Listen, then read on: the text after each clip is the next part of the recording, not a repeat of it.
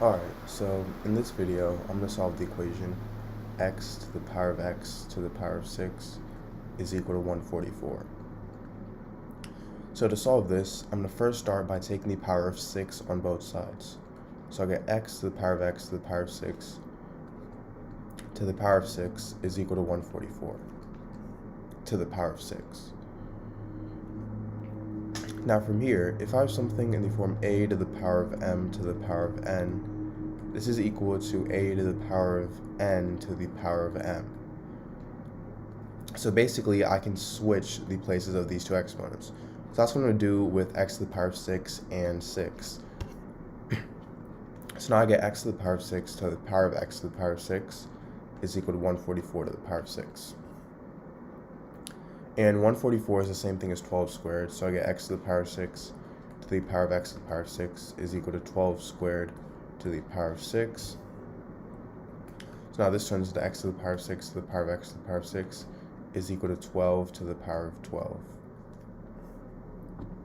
And if I have something in the form a to the power of a is equal to b to the power of b, this means that a equals b.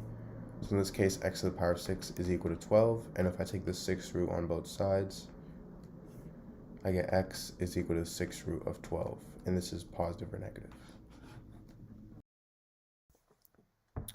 Alright, so in this video, I'm going to solve the equation 1 to the power of x is equal to 2. So, before we even start solving this, if, let's say, x is equal to 1, then I have 1 to the power of 1, which is equal to 1. And if x is equal to 2, then I have 1 to the power of 2, which is also equal to 1. And you can go even 1 to the power of 10 is still equal to 1. So you may be thinking, what possible value of x can make 1 to the power of x equal to 2? So let's try solving this. What I'm first going to do is start by taking ln of both sides. So I get ln of 1 to the power of x is equal to ln of 2.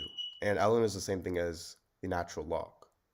And the reason I took the ln on both sides is because it comes with a property that states that if I have something in the form ln a to the power of b, I can move this exponent b to the front, so this turns into b times ln a. So in this case, I have ln 1 to the power of x, and I can move x to the front. So I get x times ln 1 is equal to ln 2. And you may be thinking, we could just divide both sides by ln 1, and x would equal ln 2 over ln 1. However, the only problem with this is that ln 1 is equal to 0. And remember, anything divided by 0 is undefined, so this would be undefined. So we know that this equation has no real solution, but it could still have imaginary solutions.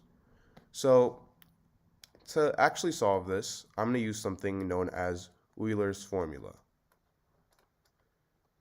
And basically what this formula is if I have something in the form e to the power of I times theta, this is equal to cosine of theta plus I times sine of theta. And I know to many of you watching this video, this may just sound like a bunch of gibberish, but just hang on.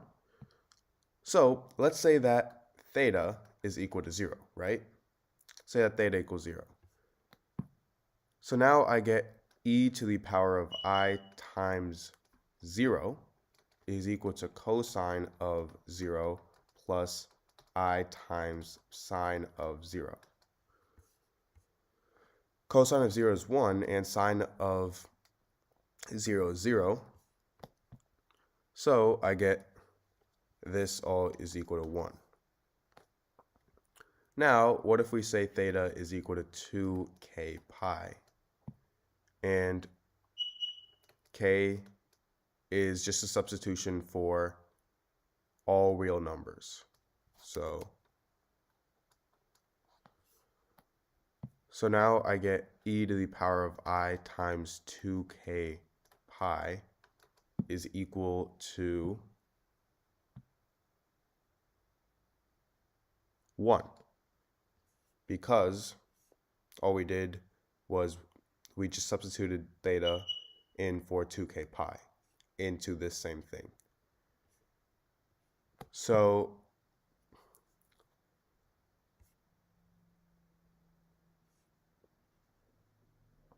now, because this is equal to 1, we can remember our first equation, which we started with 1 to the power of x equals 2, we can substitute in this for 1, meaning I get e to the power of I times 2k pi to the power of x is equal to 2.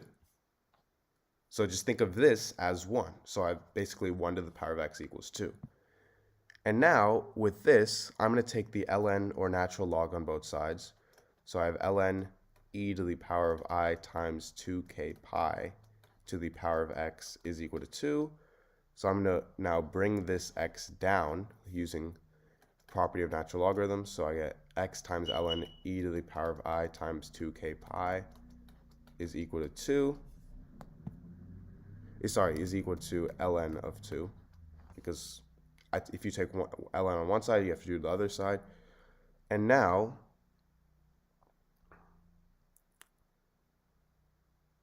I can also move I times 2k pi to the front.